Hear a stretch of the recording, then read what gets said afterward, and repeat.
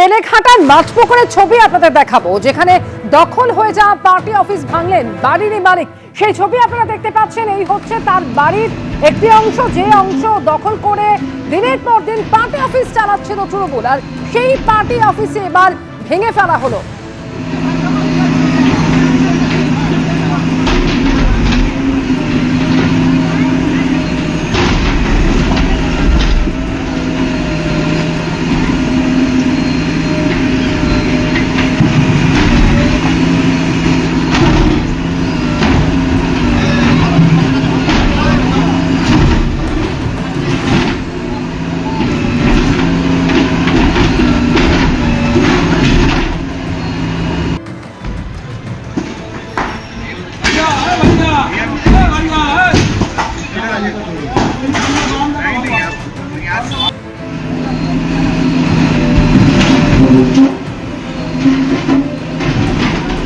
ছবি আপনারা দেখতে পাচ্ছেন, এই হচ্ছে ভাঙার আগের অবস্থায় তৃণমূলের দখল করে নেওয়া ওই পার্টি অফিস।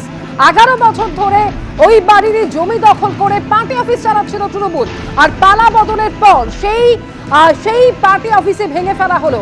যে অভিযোগ বাড়ি মালিকের, যে 11 বছর ধরে জমি দখল করে পার্টি অফিস চালাচ্ছিল তৃণমূল, আর পালা বদলের পরেই সেই পার্টি অফিসে গেরুয়া রং করে দেয় তৃণমূল বলেও দাবি করেছেন বাড়ির মালিক। আর পালা বদলের পর এবার সেই পার্টি অফিসই ভেঙে দেওয়া হলো।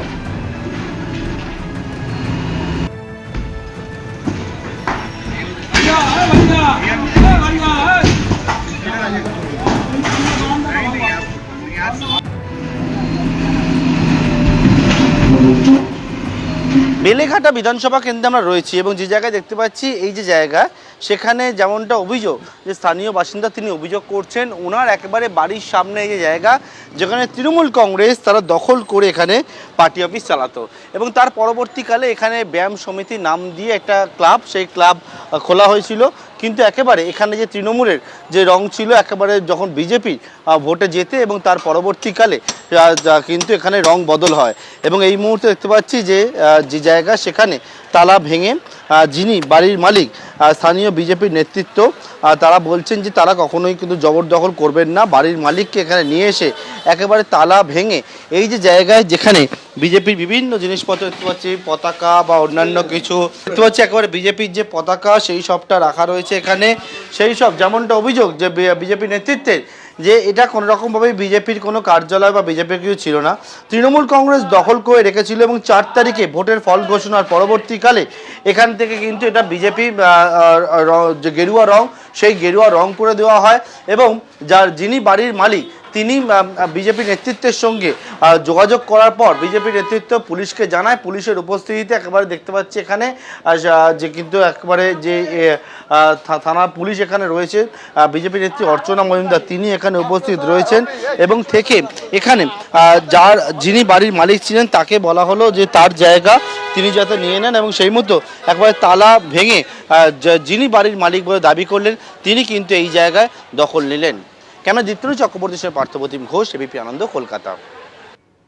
আর একবার ছবিটা রাখবো আপনাদের সামনে। 11 বছর ধরে জমি দখল করে পার্টি অফিস চালানো হচ্ছিল এমনই অভিযোগ করেছেন বাড়ির মালিক, আর সেই পার্টি অফিসে এবারে একেবারে ভেঙে দেওয়া হলো।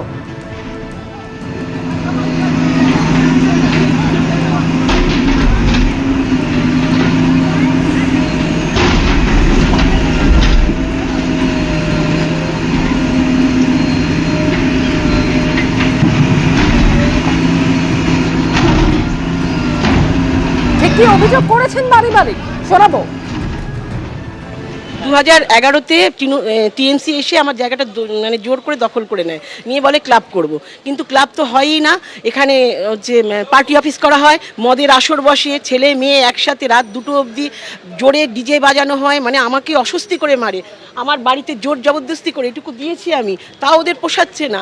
আমার মানে ঢুকে গিয়ে ওই যে মিন্টু বসে আছে, আর সব থেকে বদমাশ হচ্ছে রাজু ঘোষ আর মিন্টু বাচ্চু গাঙ্গুলি, এই তিনজন তারা গিয়ে আমার ঘরে গিয়ে ওই সমস্ত রেখে আসে। আমরা তো কিছু বলতেই পারি না, কেন আমি আমার মেয়ে স্বামী কি বলবো বলুন তো। যেই 4 তারিখের পর মানে বিজেপি জিতলো, ওরা নিজেরা এসে ওই বাচ্চু গাঙ্গুলির ছেলে বড় ছেলে, হ্যাঁ তৃণমূলের লোকজন সমস্ত নিজেরা সমস্ত ভাঙলো, ভেঙে টেঙে এনাকে অপমান করা গেরুয়া রং করেছে আমাদের শুভেন্দু অধিকারী মহাশয়কে অপমানিত করা নাকি বলুন না। হ্যাঁ 4 তারিখে রং করে সেখানে শুভেন্দু অধিকারীর ছবি মহাশয়ের ছবি টাঙিয়ে মোদিজি সবাই এরকম করে ওরা দেখাচ্ছে আমরা বিজেপি।